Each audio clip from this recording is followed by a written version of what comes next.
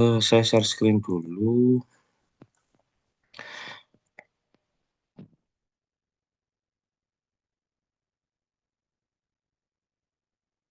Oke, sudah terlihat ya untuk materinya. Oke, jadi pada pagi hari ini yang kita bahas adalah tentang kedaruratan, tentang research in emergency response. Jadi mengingat bahwasanya memang kita adalah tenaga medis, tenaga kesehatan, yang di mana memang kita harus punya basic mengenai tentang penanganan pertama, bagaimana cara tindakan-tindakan awal mengenai mungkin yang familiar di kita adalah penanganan pertama pada cedera dan sebagainya, tetapi tindakan-tindakan awal ataupun pencegahan-pencegahan tentang apa namanya terjadinya mungkin sebagai contoh kayak bencana alam dan sebagainya itu kita mungkin tidak secara spesifik mendapatkan ya. Jadi tapi itu adalah sebagai basic juga kita agar nantinya kita sebagai tenaga kesehatan kita juga tahu nih apa yang harusnya kita lakukan saat terjadi misal gempa bumi dan lain sebagainya, banjir bandang, dan sebagainya seperti apa. Nah, itu tujuannya. Jadi, tindakan awalnya kita seperti apa, bila mungkin ada yang terjadi cedera, mungkin kayak yang dulu ada yang, apa namanya, bencana yang kayak kabut asap dulu yang di Kalimantan dan sebagainya. Nah, tindakan-tindakan apa sih yang bisa dilakukan kita sebagai tenaga kesehatan untuk mungkin kalau sudah kejadian ya untuk pencegahan mungkin sudah terlewat, tapi untuk upaya kuratifnya itu apa yang bisa kita lakukan. Nah, ini sebagai dasar kita memang yang harus kita ketahui, yang harus kita pelajari. Jadi bukan bukan secara spesifik ya. Kalau secara spesifik karena nanti apa namanya terlalu ya, tapi sebagai dasar aja ya, teman-teman juga penting ini sebagai dasar yang memang harus diketahui. Nah, selama beberapa tahun terakhir, jadi meningkatnya kejadian bencana alam sendiri telah menunjukkan kekuatan alam untuk menyerang dengan cara yang seringkali tidak dapat diprediksi dimanapun di bumi. Bersama dengan ini, masyarakat manusia telah menyebabkan semakin banyak bencana yang dapat dicegah mulai dari kecelakaan industri, berskala besar, tindakan militer yang agresif, dan aksi teroris yang menyerang warga sipil yang menunjukkan ketidakmampuan kita untuk tumbuh secara bertanggung jawab. Jadi, kalau teman-teman ngerasakan ya, jadi kalau teman-teman ngikutin entah di Twitter ataukah di mana yang ada info BMKG atau ada aplikasinya, kita itu setiap hari itu ada gempa bumi ya. Meskipun secara skalanya itu rendah, jadi mungkin 2, terus 3. Jadi mungkin skalanya manusia itu baru bisa merasakan sekitar 3 ke 4 ke atas lah. 3 itu biasanya eh, terasa kalau memang ada di titik pusat gempanya. Tapi kalau kerasa semua bisa 4 ke atas itu baru kerasa semua. Nah, kalau teman-teman ikuti di info BMKG ataupun di aplikasinya itu sering kali ya informasi-informasi itu keluar. Jadi di sini ada gempa 2, dan sebagainya itu mesti ada. Nah, karena Indonesia ada di memang di lempeng tektonik yang memang itu nantinya akan menjadikan gempa bumi itu sebagai aktivitas yang memang akan sering kita kita alami. Nah, sebagai contoh adalah seringkali di Indonesia itu gempa-gempa besar dan bencana alam yang skalanya memang cukup besar itu terjadi. Nah, bagaimana sih tindakan kita sebagai tenaga medis nantinya sebagai penanganan pertama, penanganan awal, apa sih yang harus kita lakukan di sana itu kita harus ketahui. Sebagai contoh kayak gempa bumi, apa yang harus kita lakukan saat gempa bumi, ya kan? Itu sebagai basic aja, ya kan? Nah, bahkan kalau kita beracuan ke negara-negara maju di sana, hal-hal seperti itu tuh udah dikenalkan mulai dari pendidikan usia dini. Jadi bahkan dari usia-usia mungkin Kak, di bawah 5 tahun itu sudah banyak sekali dikenal-kenal. Kalau di sini mungkin setingkat TK, SD itu sudah dikenalkan hal-hal seperti ini. Ya. Apa yang harus kita lakukan saat bencana alam dan sebagainya kan. Tetapi di Indonesia sendiri hal-hal seperti ini itu sebenarnya masih masih menjadi hal yang yang sulit untuk diterapkan ya. Karena memang dari segi kemampuan, mungkin dari pengajar dan sebagainya itu yang memang belum mumpuni untuk mengajarkan ke siswa dan sebagainya. Maka dari itu harapannya adalah nanti teman-teman sebagai tenaga kesehatan bahwasanya memang setidaknya ya teman-teman bisa mengenalkan ke lingkungan keluarga, paling tidak ke lingkungan keluarga dan sebagainya. Bagaimana sih kalau bencana alam, kalau misal gempa, kalau misal terjadi ini atau mungkin yang wilayah-wilayah tempat tinggalnya itu sering kali mungkin gempa atau seringkali longsor atau lain sebagainya itu apa saja tindakan awal atau yang bisa kita lakukan untuk pertama kali saat terjadi bencana alam tersebut. Nah, itu seenggaknya ke lingkungan keluarga teman-teman bisa mengenalkan. Nah, gempa bumi yang melanda Haiti ini contohnya ya. Jadi gempa bumi yang melanda Haiti pada tahun 2010 itu, jadi skala Richternya itu apa namanya cukup cukup kencang ya. Berapa ya kalau misalnya salah.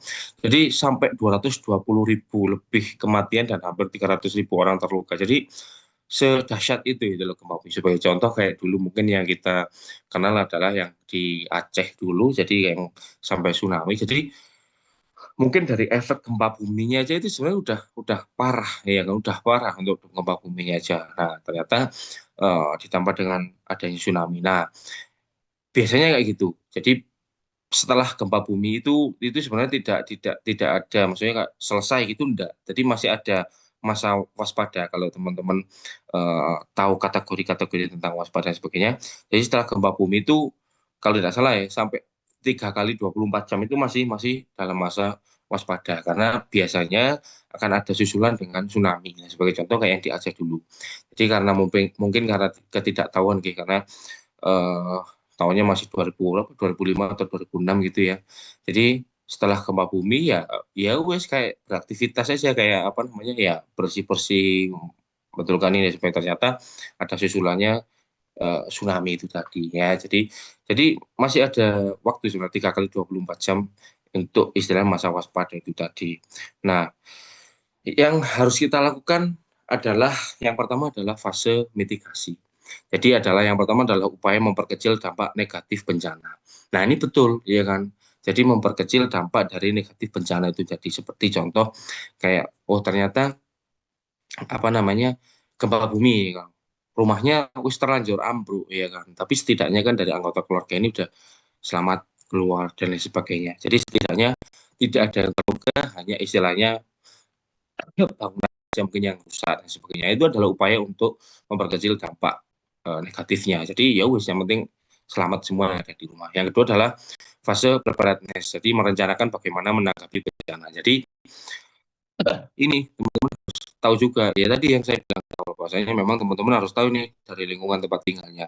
Jadi seperti di apa namanya daerah masing-masing teman-teman yang tinggal di Kalimantan, tinggal di Sulawesi dan sebagainya, teman-teman harus tahu nih resiko bencana alam di daerahnya itu apa saja. Misalnya yang di dataran tinggi yang mungkin longsor dan sebagainya, yang di eh, garis tektonik yang panjang misal kayak gitu kayak di Malang Selatan dan sebagainya itu gempa bumi itu akan terasa sering dan sebagainya. Itu teman-teman punya persiapan tentang resiko-resiko itu. Yang ketiga adalah fase respon, jadi upaya memperkecil kerusakan yang disebabkan oleh bencana. Nah, jadi ini tadi yang saya sampaikan di awal. Jadi fase responnya itu harus cepat. Jadi setidaknya itu tadi.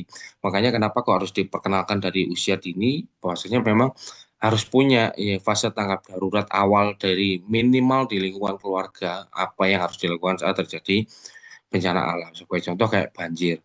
Kayak yang di banjir mana dulu ya, Situ Gintung dan sebagainya itu dulu kan bendungannya tiba-tiba ambrol gitu aja kan, yang masyarakatnya masih tidur, masih terlelap dan sebagainya. Jadi nggak ada apa namanya persiapan mungkin dan sebagainya. Tiba-tiba air langsung bendungan ambrol dan sebagainya, langsung airnya meluap tinggi bahkan sampai berapa meter itu kan ya jadi banjirnya. Jadi ya hal-hal kayak gitu itu yang tidak tidak apa namanya dipersiapkan memang ya kan. Terus fase recovery mengembalikan masyarakat ke kondisi normal. Jadi sebagai contoh kayak mungkin kalau teman-teman tahu dulu ada gempa di Palu ya, itu likuifaksi. Jadi tanahnya itu benar-benar memang apa namanya? Jadi tanah perumahan itu jadi tanah lapang rata karena tanahnya itu kayak membalik gini. Jadi kayak membalik gitu. Jadi akhirnya rumah itu sampai apa namanya terpendam jauh di dalam tanah karena tanahnya likuifaksi malah gitu ya. Jadi bahkan sampai tim evakuasi kalau teman-teman lihat di YouTube sampai gali itu sampai berapa meter itu baru kelihatan rumah ya kan satu rumah. Jadi sampai sedalam itu ya kan. Nah, di sana juga dulu satu teman saya itu juga meninggal di sana waktu gempa Palu waktu apa namanya ikut lomba para layang. Jadi beliaunya juga dari anggota TNI AU dulu juga ikut jadi korban waktu diinap di hotel dulu ya. Jadi salah satunya itu separah itu loh. Jadi untuk fase-fase yang memang darurat dan memang tidak punya persiapan.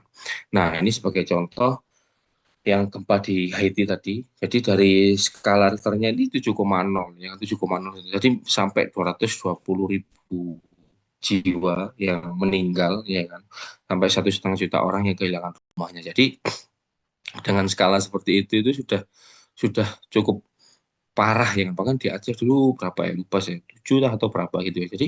Jadi memang sekuat itu, dan jangan dianggap bahwasanya gempa itu cuma beberapa detik, bahkan sampai lama, ada sampai hitungan menit gitu loh, gempa itu. Jadi memang harus punya persiapan dan juga kesiapan, salah satunya itu tadi apa yang harus kita lakukan saat mungkin terjadi gempa. Makanya harus paham daerah lingkungan sekitarnya, risiko apa saja sih yang bisa terjadi di daerah tempat tinggal saya dan sebagainya. Nah, ini beberapa hal yang harus apa namanya diperhatikan. Jadi sebelum terjadi bencana dan sesudah terjadi sendiri, nanti bisa teman-teman baca secara detail juga di PPT. Jadi kalau kita berkaca, yang sering kali kita lihat di berita bahwasanya yang bahkan ada meme yang menyampaikan bahwa Jepang itu hidup di tahun 2050 sudah, ya kan. Jadi sudah se sesiap itu gitu loh Jepang dengan segala hal yang sudah dilakukan. Sebagai contoh, Jepang itu juga menjadi salah satu langganan gempa ya yang ada di dunia. Jadi Jepang itu sering kali terjadi gempa, bahkan tsunami. Bahkan sekarang itu Jepang, kalau teman-teman lihat, Jepang tuh punya tembok dengan lintang yang sangat kayak mengelilingi Jepang gitu ya, punya tembok yang nantinya bisa mencegah tsunami. Coba cek ya kan, coba cek teman-teman akan lihat Jepang hidup di tahun 2050 itu ya memang kayak gitu ya kan. Bahkan dari desain rumah, kalau teman-teman tahu sendiri di desain rumah, rumah di Jepang itu udah tahan gempa. Bahkan dari jangankan rumah ya, sampai ke bangunan-bangunan gedung-gedung tinggi itu sudah memang dipersiapkan dengan apa namanya sedetail itu untuk mencegah istilahnya terjadinya efek domino ataupun efek jangka panjang untuk gempa. Jadi sudah sesiap itu gitu loh. Sementara kalau di Indonesia sendiri, ya ya wis, teman-teman bisa lihat bagaimana cara cara pembangunan rumah, pembangunan gedung dan sebagainya. Ya wis, masih masih belum menyiapkan dengan hal-hal yang seperti yang saya sampaikan tadi. Nah, kalau kita memang berkaca ke negara maju ya wes kayak gitu ya kan. Memang yang dilakukan memang ya untuk menyelamatkan warganya ya kan. Memang standarnya memang seperti itu seharusnya. Nah, rangkaian bencana alam yang menghantui Indonesia akhir-akhir ini tak pelak membuat masyarakat kita menyadari akan sepertinya faktor kesiapsiagaan dalam menghadapi berbagai bencana tersebut, seperti semboyan yang sering kita dengar safety first. Jadi teman-teman harus punya persiapan. Jadi saya dulu pernah lihat di vlognya public figure. Jadi kalau teman-teman lihat vlognya siapa, Ronald Suryaparja, beliau dulu itu nyiapkan. Jadi beliau itu punya persiapan-persiapan emergency yang dia siapkan di rumahnya. Sebagai contoh, beliau itu punya tas emergency yang di sana itu berisi seperti senter, makanan, dan sebagainya. Jadi sampai sertifikat, tempat-tempat sertifikat ataupun tanah untuk surat-surat tanah, surat-surat penting dan sebagainya sampai ada di dalam tas itu. Jadi satu tas itu yang dia persiapkan memang nantinya untuk saat terjadinya bencana. Jadi kalau misal tiba-tiba nih gempa, jadi dia tinggal ngangkat tasnya itu langsung ngajak anak istri langsung keluar gitu. Jadi semuanya sudah terbawa di dalam tas. Bahkan sampai uh, workbank, center dan sebagainya sampai sudah siap, sesiap itu. Seenggaknya dalam tas itu bisa untuk survival selama sampai 1 minggu sampai 2 minggu, ya kan. Jadi sudah memang harus seperti itu, ya kan. Kita harus memang seperti itu. Jadi nggak bisa yang istilahnya sana. Sebagai contoh simpelnya, mungkin teman-teman yang belum bisa menyiapkan seperti itu, setidaknya teman-teman punya satu tempat di rumah, misal di dalam kamar, di dalam lemari, itu udah lengkap di sana, misal surat-surat penting, terus apapun surat-surat yang memang dibutuhkan dan sebagainya, dokumen-dokumen sudah ditempatkan di tempat yang memang satu titik. Jadi teman-teman tinggal ngambil, ngambil, ngambil, ngambil, selesai berangkat. Udah kayak gitu. Jadi memang harus kayak gitu. Jadi jangan sampai yang ter terpecah-pecah kayak ini di sini, ini di sini, ini. Ya, itu salah satu faktor yang memang tidak menunjukkan kesiapan untuk terjadinya bencana alam.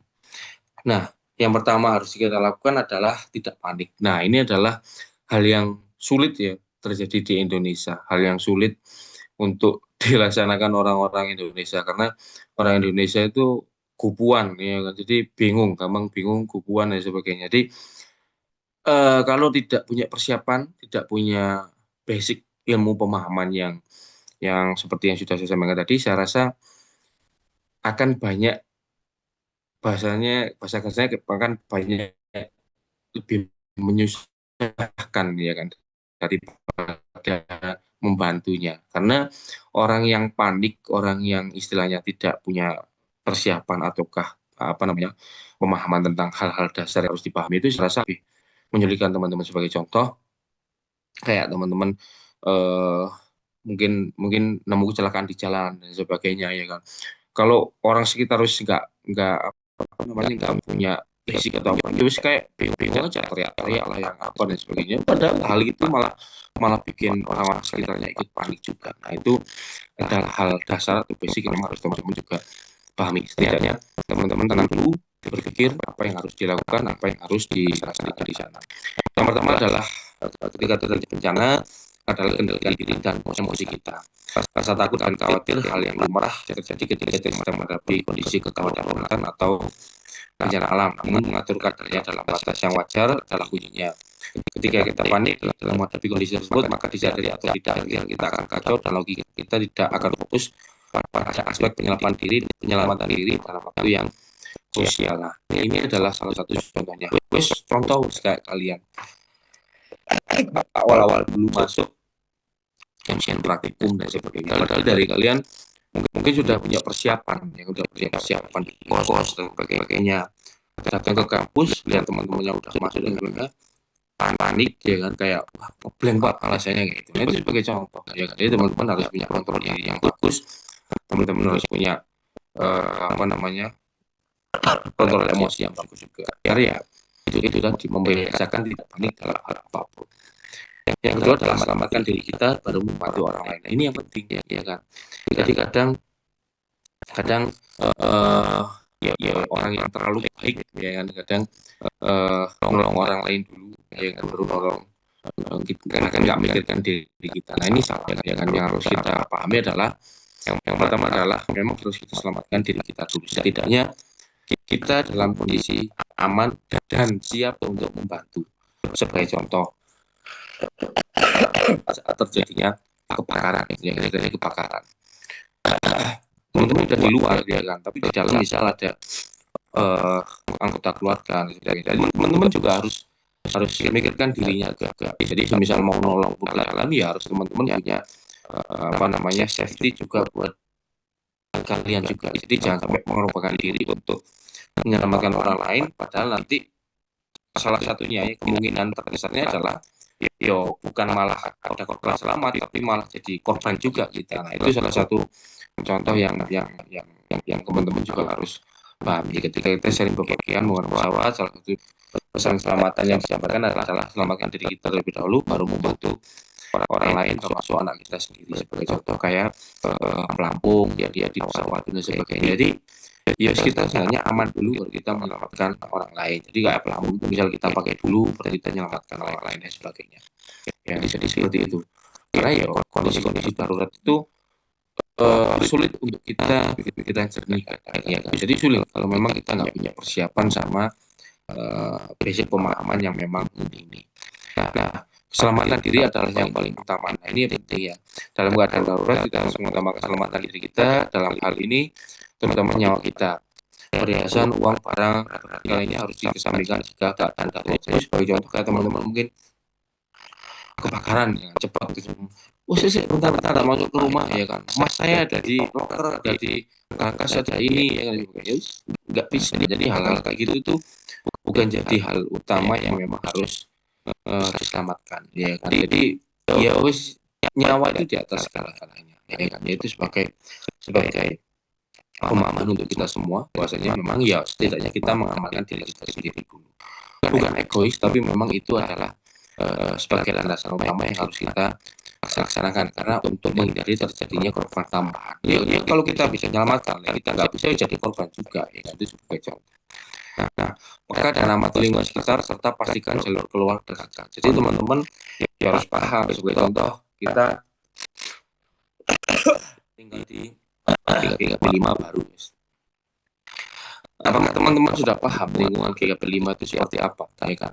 Di mana pintu darurat ya kan? Pintu darurat itu bisa dibuka atau enggak? Ya kan teman-teman apakah pernah nyoba? Ya kan? Saya rasa juga teman-teman belum tahu kan ya. Jadi andalannya cuma mungkin sekarang lewat lift ya, tapi belum tahu setidaknya coba aja nggak apa-apa. Teman-teman harus paham kondisi sekitar di lingkungan di gedung tersebut. Jadi setidaknya teman-teman paham nih tentang lingkungan tempat belajar teman-teman. Jadi misalnya nanti patuh nanti kalau terjadi ini darurat sebelah sini, tangannya sini. Ya, jadi nggak cuma satu jalur itu yang harus dilewati di lift aja, tapi punya beberapa opsi. Jadi teman-teman harus tahu. Nah, ya itu tadi ya kan kayak yang saya sampaikan di awal tadi, yang teman saya terjadi yang jadi korban di gempa Palu dulu. Jadi dia itu atlet para layang nginep di hotel apa itu lupa saya namanya. Coba kalau teman-teman nyari itu ada namanya Syarqa Fahmi, itu teman saya. Jadi dia itu nginep di lantai 13 atau apa, tapi ketemu jenazahnya itu di lantai 7 masalah. Jadi di lantai 7 di tangga darurat. Jadi memang masih di tangga darurat, masih di apa namanya proses turun, tapi punya sudah keburu rubuh dan sebagainya. Jadi ya memang mungkin sudah takdir juga ya. Jadi ya itu tadi nggak bisa ya ini kita samakan dengan takdir ya. Kalau takdir ya kalau kita bicara takdir ya nggak usah belajar juga sekalian ya kan. Tapi ini adalah upaya kita sebagai manusia untuk ya itu tadi upaya promotif, manipulatif dan juga rehabilitatif. Nah, bekali diri kita dengan keselamatan, bekali kita dengan tentang pertolongan pertama pada kecelakaan, P3K dan ketahuan dan rumah tangga. Ini yang penting ya kan, teman-teman harus punya basic ini. Teman-teman punya belum mungkin yang dulu sekolahnya pernah praktek simulasi bencana alam dan sebagainya, ya memang seperti itu nanti keadaannya ya kan. Kita nggak akan pernah tahu bencana alam yang akan terjadi di Indonesia ya, Indonesia kayak contoh kayak ya itu tadi dulu yang tsunami Aceh dan sebagainya, nggak tergambar ya. Mungkin kalau dulu kita punya alat canggih Jepang ya mungkin akan banyak nyawa yang akan yang bisa diselamatkan ya kan, sebagai contoh. Nah, ini adalah sebagai contoh yang harus masuk ke dalam tas siaga bencana tadi yang saya contohkan yang artis tadi. Jadi di dalamnya itu sebenarnya ini aja. Dia ada otak P3K, senter, pakaian, air minum, ponsel, ya kan. Jadi juga powerbank, dokumen hasil surat penting, ruangan mandi, makanan tahan lama, uang, peluit, masker. Nah ini semuanya bermanfaat, ya kan. Semuanya bermanfaat. Nantinya saat teman-teman terjadi bencana alam sebagai contoh, ya wes ya kan kayak misal tiba-tiba kayak tsunami besar dan sebagainya. Jadi ya teman-teman seenggaknya sudah punya persiapan yang dibawa di dalam tas tersebut. Jadi semuanya sudah lengkap. Nah ini contoh-contoh apa saja yang bisa dimasukkan di dalam tas tersebut ya. Jadi ini semuanya dari BNPB juga saya ngambilnya. Nah penanganan pertama fisioterapis. Nah yang teman-teman tanya-tanya apa yang bisa kita lakukan sebagai seorang fisioterapis untuk tindakan pertama. Yang pertama adalah maintenance of the airway, yaitu jalan nafas. Ya kita harus memperbaiki jalan nafasnya, memperbaiki ya lingkungan sekitarnya, dia juga bisa bernafas dengan tenang. Karena ya apa ya, orang yang panik itu biasanya memang sangat berbahaya juga. Salah satunya ini tadi bisa ke gagal nafas ya kan. Kadang orang panik tiba-tiba sesak, tiba-tiba mungkin yang punya asma dan sebagainya ya kan, bingung nggak bisa nafas dan sebagainya, itu sering kali kayak gitu ya kan. Jadi seorang fisioterapi ya harus paham ini ya kan, jalan nafasnya, pola nafasnya ya kan, tenang dan sebagainya, harus seperti itu ya kan. Yang kedua adalah improvement of gases exchange, jadi sirkulasi kayak saya sampaikan tadi, harus lingkungannya yang benar-benar mungkin dalam kondisi aman ya. Bisa kayak itu tadi, kayak kondisi tiba-tiba gempa bumi, teman-teman punya titik aman dari apa namanya efek gempa bumi tadi, sehingga aman untuk sirkulasi teman-teman, mungkin bernafas secara nanak ya dan sebagainya. Jadi jauh dari gedung-gedung bangunan dan sebagainya, itu hal yang teman-teman harus pahami tentang lingkungan sekitar tinggal. Yang ketiga adalah prevention and of the treatment atau statis, karena dalam paru tidak terisi udara. Terus maintenance of thoracic expansion and capability, dan juga positioning. Ini yang bisa kita lakukan sebagai seorang fisioterapis. Memang secara medis kita tidak ada tindakan secara medis ya, seperti mungkin jahit luka dan sebagainya. Mungkin kita tidak punya basic seperti itu kan. Tapi ada beberapa hal yang memang bisa kita lakukan, ya salah satunya ya 5 hal ini yang bisa kita lakukan, ya kan. Jadi kita punya peran masing-masing sebagai tenaga medis.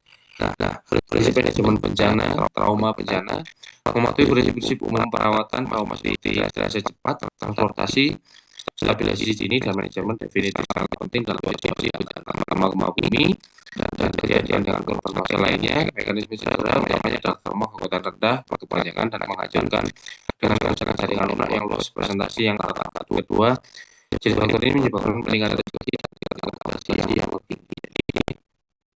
Jadi, sebagai contoh, orang-orang yang terkena bencana alam itu bukan hanya apa namanya yang kita tangani, bukan hanya orang-orang yang terlihat cedera secara fisik, tapi juga secara non fisik. Sebagai contoh, trauma, ya kan.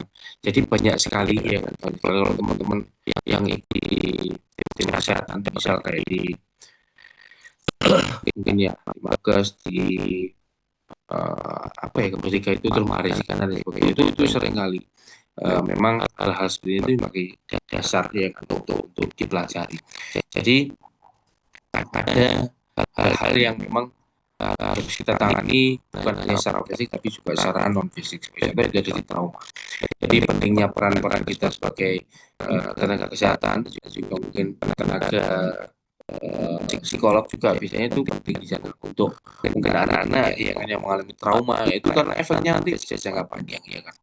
Nah, orang-orang yang punya risiko cedera secara fisik itu juga akan berbahaya jika tidak ditangani secara langsung. Salah satunya adalah yang mungkin tertimpa bangunan dan sebagainya. Nah, cedera ekstremitas harus ditangani setelah saluran nafas, pernapasan, dan sirkulasi pasien ditangani sesuai dengan protokol ALS. Jika terjadi pendarahan hepat pada ekstremitas, hemostasis dengan penggunaan tourniquet adalah prioritas utama. Sebelum menangani luka, resusitasi dengan tepat harus diselesaikan dengan antibiotik serta toksid tetanus yang memadai harus diberikan. Jadi itu tadi. Jadi bukan ya, sebagai contoh kayak kemarin yang Pondok Ambruk, ya gitu ya. Jadi bahkan di sana sampai ada yang diamputasi secara langsung di waktu ya tertimpa di pondok itu kan. Nah, itu adalah salah satu contoh tindakan yang memang harus dilakukan secara terpaksa, ya memang, karena itu tadi untuk mencegah terjadinya kejadian yang lebih berat lagi. Sebagai contoh, ya kalau tertimpa itu, ya kalau tertimpa mungkin cuma 5 bata, 10 bata, ini paling teman-teman masih kuat, tapi kan posisi gedung, ya kan, gedungnya udah dicor, semen dan sebagainya, tertimpa, akhirnya diamputasi secara langsung di sana. Ada beritanya, coba dicek ya. Nah, penyebab utama dari dilakukannya amputasi adalah kematian jaringan atau gangrene. Walau begitu, jari yang terputus mempunyai kemungkinan untuk disambung kembali. Contohnya pada jari yang putus karena cedera mempunyai kemungkinan disambungkan kembali jika mendapatkan perawatan yang tepat. Tapi di beberapa sektor memang, ya sebagai contoh tadi, kalau memang sudah tertimpa bangunan dan sebagainya memang akan sulit, karena biasanya ada batas waktu yang toleransinya diberikan untuk kematian jaringan itu tadi. Jadi nggak bisa istilahnya 2 hari 3 hari tertimpa, ya kan, terus diamputasi, terus setelah 1 minggu bisa diambil tangannya, disambung lagi, nggak bisa, jaringannya wis mati, ya kan. Nah, ini adalah contoh-contoh bagian mana saja sih yang biasanya diamputasi, ya kan. Jadi kalau misal kaki itu bagiannya ya ini, ya kan. Jadi nggak ngasal amputasi biasanya, tapi ada bagian-bagian memang posisi-posisi yang memang harus dengan ketentuannya. Nah, ini kalau bagian atas tubuh itu biasanya harus ini, ya kan. Kalau tangan biasanya sampai sepertiga bahu, ya kan, sampai ke lengan itu kan biasanya bisa diamputasi. Nah, ini salah satu contoh-contoh apa namanya, korban-korban yang memang apa namanya, saat bencana alam dan sebagainya, yang tertimpa bangunan lah sebagainya, yang kakinya remuk, hancur, ya memang harus diamputasi. Nah, ini adalah bagian-bagian contoh yang memang diamputasikan biasanya memang, yes, bagian ini, karena kematian jaringannya yang atas itu aman, yang bawah itu enggak. Nah, ini sebagai contohnya. Nah, jadi trauma ya menjadi salah satu penyebab amputasi karena kondisi medis. Hal yang menyebabkan amputasi karena trauma biasanya disebabkan oleh kecelakaan. Itu patah tulang yang parah, luka bakar, hingga neurovaskular. Jadi yang kayak tadi, satu dari bencana alam, yaitu tadi bisa tertimpa bangunan, bisa mungkin terkena apa dan sebagainya, ya kan. Terus ada penyakit arteri perifer, penyebab mutasi lainnya adalah penyakit arteri perifer. Penyakit ini terjadi karena sirkulasi yang sangat buruk pada darah. Ini tadi, ya kan. Kalau tertimpa terlalu lama, ya kan, artinya arteri perifernya sirkulasinya terganggu, ya kan. Artinya kematian jaringan, ya itu tadi mau nggak mau memang harus diamputasi.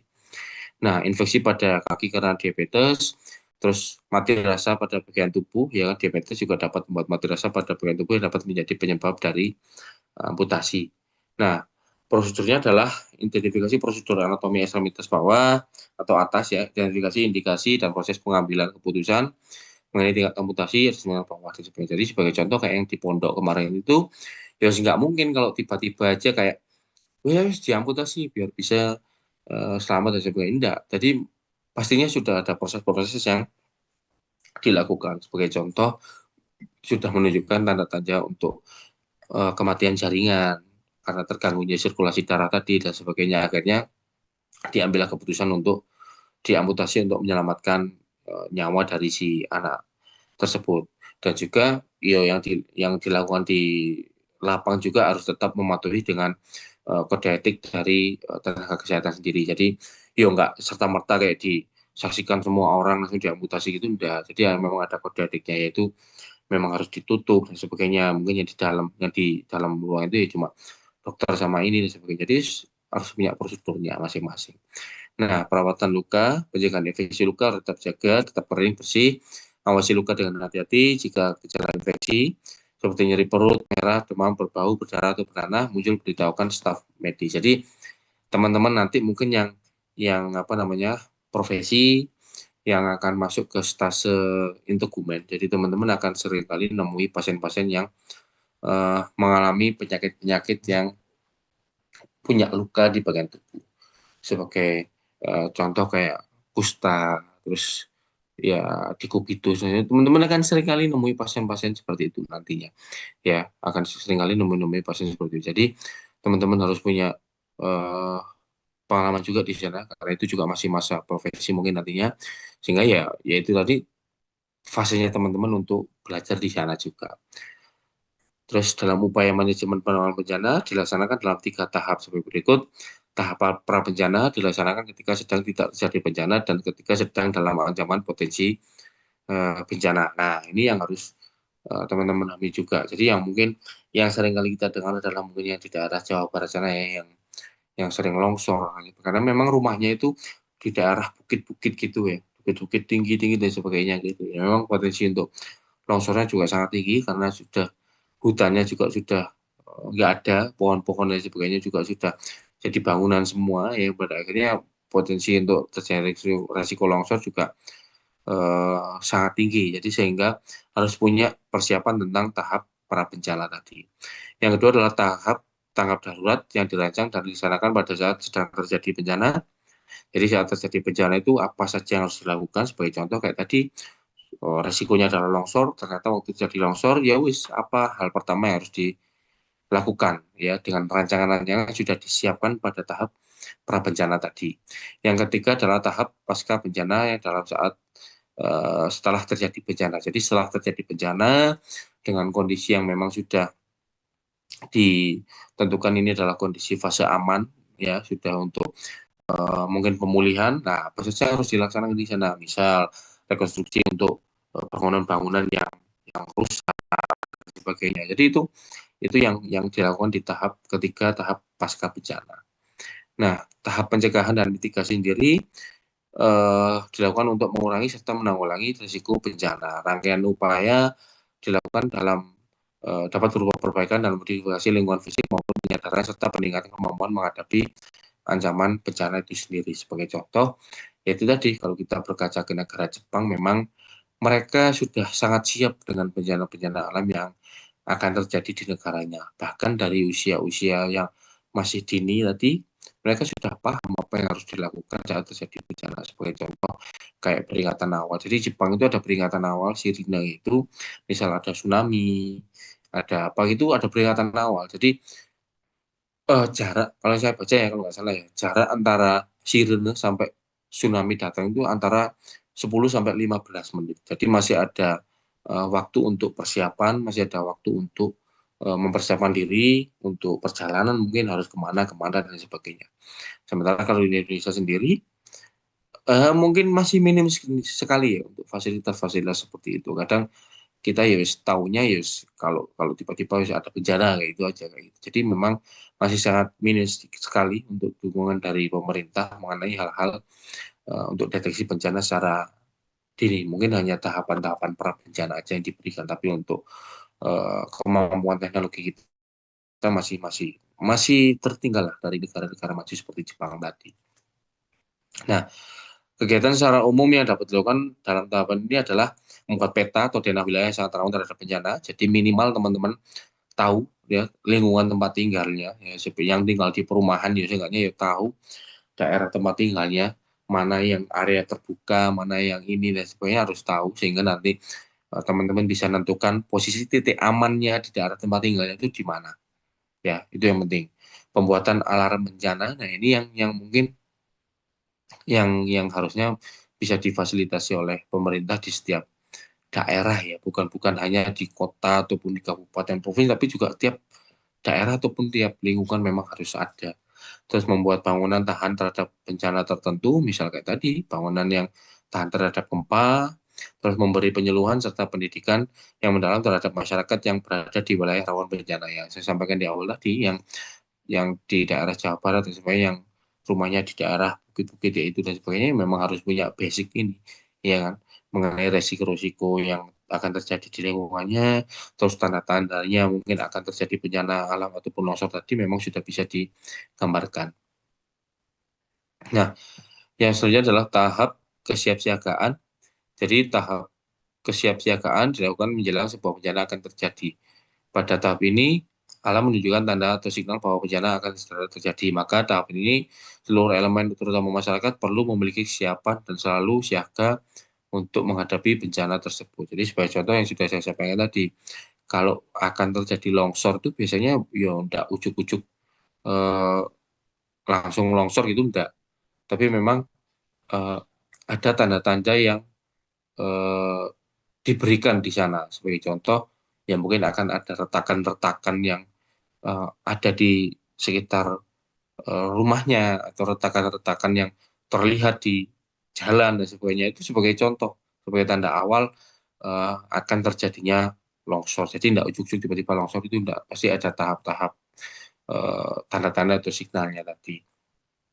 Nah, secara umum kegiatan pada tahun kesiapsiagaan antara lain menyusun rencana pengembangan sistem peringatan, pemeliharaan, persediaan, dan juga pelatihan personil.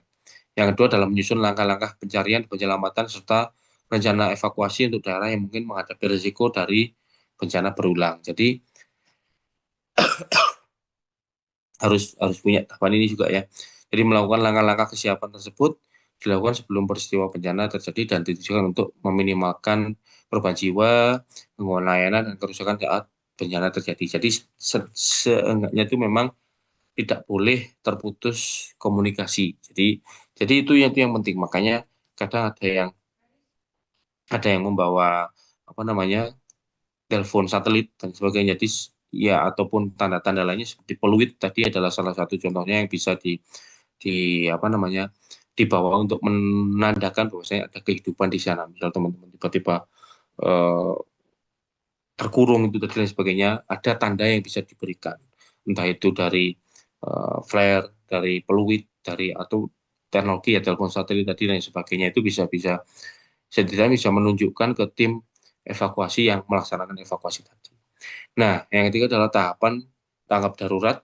Jadi dilakukan saat kejadian bencana terjadi. Kegiatan pada tahap tanggap darurat secara umum berlaku pada semua jenis bencana, antara lain menyelamatkan diri dan orang terdekat, jangan panik.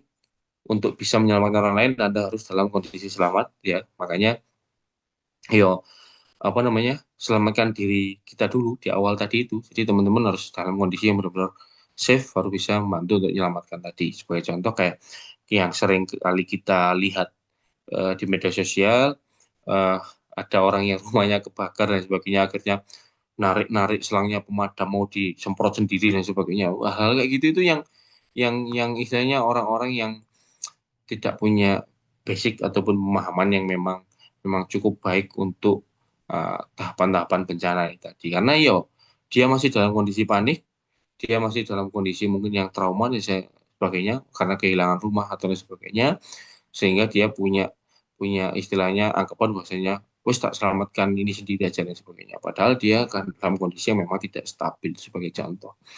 Yang keempat adalah lari atau menjauh dari pusat bencana, tidak perlu membawa barang-barang apapun. Jadi kalau memang dalam kondisi yang tidak memungkinkan untuk menyelamatkan barang ataupun lain sebagainya, ya wis seenggaknya teman-teman bisa selamat aja. Yang itu intinya. Yang kelima adalah lindungi diri dari benda-benda yang mungkin melukai diri. Sebagai contoh yaitu tadi kayak terjadi gempa bumi, hindari gedung-gedung yang tinggi mungkin atau bangunan rumah. Makanya harus tahu titik. Makanya di tiap gedung itu biasanya ada titik kumpul dan sebagainya. Ya kan itu menunjukkan bahwasanya di titik itu tidak berisiko untuk apa namanya imbas dari bencana alam. Sebagai contoh kayak gempa bumi misal. Jadi di titik itu tuh yang paling aman untuk menyelamatkan diri. Jadi misal gedungnya rubuh dan sebagainya, di titik itu tuh aman. Ya, kayak gitu. Nah, yang keempat adalah tahap rehabilitasi dan rekonstruksi. Jadi tahapan ini dilakukan setelah terjadinya bencana ya. Jadi yang pertama adalah bisa mendirikan pos komando bantuan. Jadi memang harus harus ada. Terus yang kedua adalah berkoordinasi dengan satuan koordinasi pelaksanaan bencana.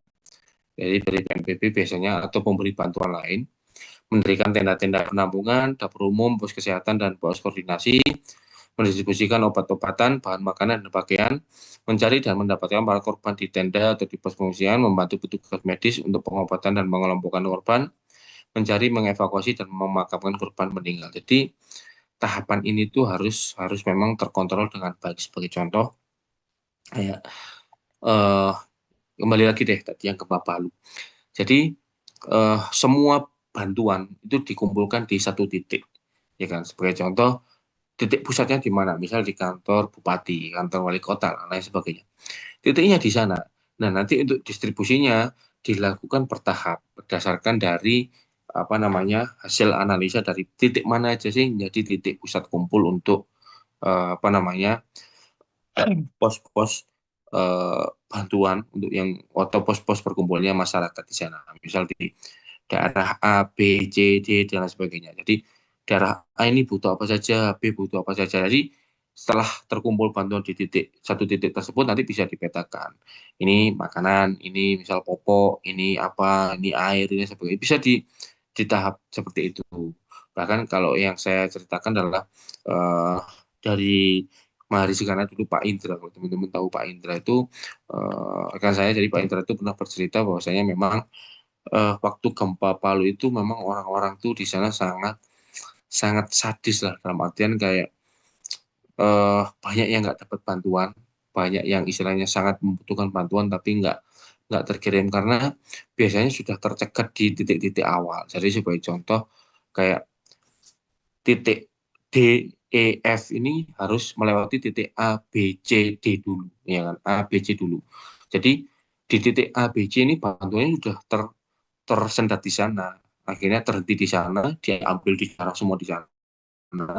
Akhirnya titik yang D, E, F tadi itu nggak dapat bantuan, bahkan sampai dicegat. Yang bawa bantuan ini bahkan sampai dicegat pakai parang, pakai senjata tajam dan sebagainya untuk menurunkan bantuan yang dibawa. Itu sebagai contoh. Jadi memang di fase-fase seperti itu tuh memang kondisi emosional eh, masyarakat dan sebagainya itu memang nggak bisa diprediksi. Jadi sebagai contoh untuk teman-teman juga nantinya. Nah, selanjutnya adalah inventarisasi kerusakan. Jadi pada tahapan ini dilakukan pendataan terhadap berbagai kerusakan yang terjadi, baik bangunan, fasilitas umum, lahan pertanian, dan juga sebagainya. Jadi harus tahu nih data inventarisasinya seperti apa. Biasanya di pusat data itu sudah ada seperti di kantor desa, kecamatan atau ini sudah ada datanya biasanya. Makanya datanya itu biasanya seringkali terupdate juga. Terus evaluasi kerusakan pada tahap ini dilakukan pembahasan mengenai kekurangan dan kelebihan dalam penanggulangan bencana yang telah dilakukan. Perbaikan dalam penanggulangan bencana dilakukan dapat dicapai pada tahapan ini. Selanjutnya adalah pemulihan atau recovery. Jadi pada tahapan ini dilakukan pemulihan atau mengembalikan kondisi lingkungan yang rusak atau kacau akibat bencana seperti pada mulanya. Pemulihan ini tidak hanya dilakukan pada lingkungan fisik, Tapi korban yang terkena bencana juga diberikan pemulihan baik secara fisik maupun mental. Ini saya sampaikan tadi, bahwasanya memang secara mental itu orang-orang yang terkena bencana alam seperti ini akan mengalami trauma, bahkan mungkin sampai seumur hidup.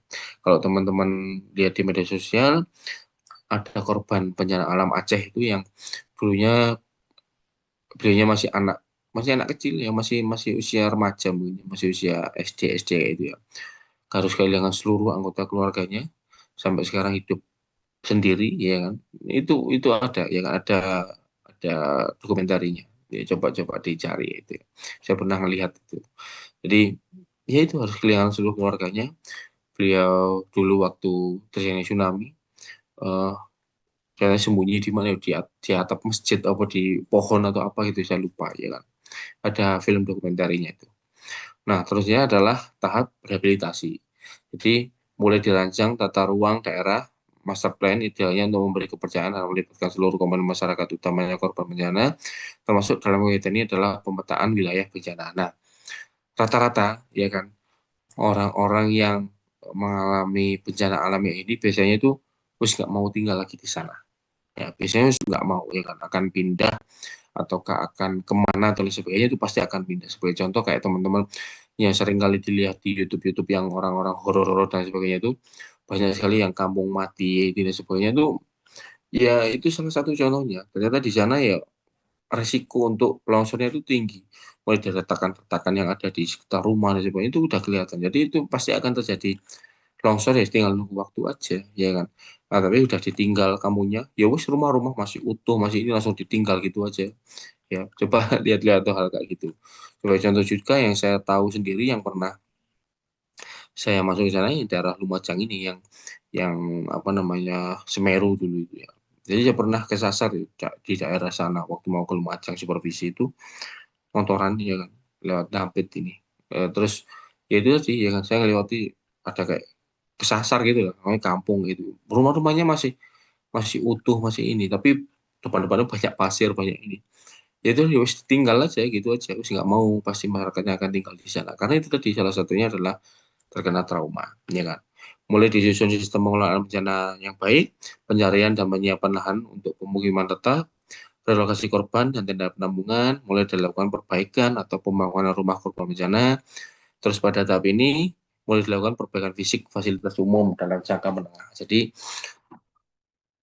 semuanya itu punya fase yang terstruktur. Jadi nggak bisa ujuk-ujuk kayak ayo cepet ini, pemerintah lambat ini nggak bisa, ya kan? Semuanya itu punya tahapan masing-masing, ya kan? Bukan karena apa namanya birokrasi yang lelet yang mungkin di Indonesia kayak gitu ya birokrasinya. Cuman dalam fase bencana alam ini memang harus ada tahapan-tahapan yang harus dilewati itu tadi, ya kan? Jadi nggak bisa ujuk-ujuk langsung langsung sempurna itu ya nggak bisa, ya kan? Memang harus punya tahapan yang harus dilewati. Nah, perbaikan atau pembangunan sekolah, sarana ibadah, perkantoran, rumah sakit, dan pasar mulai dilakukan. Fungsi poskomando mulai dititik beratkan pada kegiatan fasilitas atau pendampingan. Jadi kalau sudah mulai pulih, mulai berjalan nih aktivitas masyarakat, terus pos titik komandonya tadi dititik beratkan untuk fasilitasi ataupun pendampingan mungkin secara psikis atau secara mental itu yang dititik beratkan di sana. Nah, selanjutnya adalah rekonstruksi. Jadi kegiatan rekonstruksi dilakukan dengan program jangka menengah, jangka panjang guna perbaikan fisik, sosial, dan juga ekonomi untuk mengembalikan kehidupan masyarakat pada kondisi yang lebih baik dari sebelumnya. Nah, selanjutnya adalah melanjutkan pemantauan wilayah yang pernah mengalami sebuah bencana memiliki kemungkinan besar akan mengalami kejadian yang sama kembali. Oleh karena itu perlu dilakukan pemantauan terus-menerus untuk meminimalisir dampak bencana tersebut. Nah, ini yang biasanya karena memang kenapa kok tiba-tiba nggak mau tinggal di sana dan sebagainya ya tidak menutup kemungkinan akan juga terjadi bencana yang sama, ya kan. Jadi makanya kayak yang saya sampaikan tadi yang di YouTube yang kampung mati lah atau lain sebagainya, kenapa kok rumah masih utuh kok ditinggal ya kan? Bahkan masih dalamnya masih utuh, masih ada lemari, masih ada ini kok tiba-tiba ditinggal gitu aja karena salah satunya itu kalau misal pun nanti terjadi bencana, misal pulih lagi, tempati lagi, ya salah satu resikonya akan terjadi lagi ya akan bisa longsor lagi itu tadi ya kan. Makanya kebanyakan memang masyarakat akan pindah dari daerah yang memang sudah terjadi bencana ke sana, ya nggak akan pindah dan nggak akan mungkin balik lagi ke sana. Ya, kan? Itu salah satu alasannya. Oke, terima kasih untuk materi pada pagi hari ini. Sampai sini ada yang mau ditanyakan, monggo teman-teman.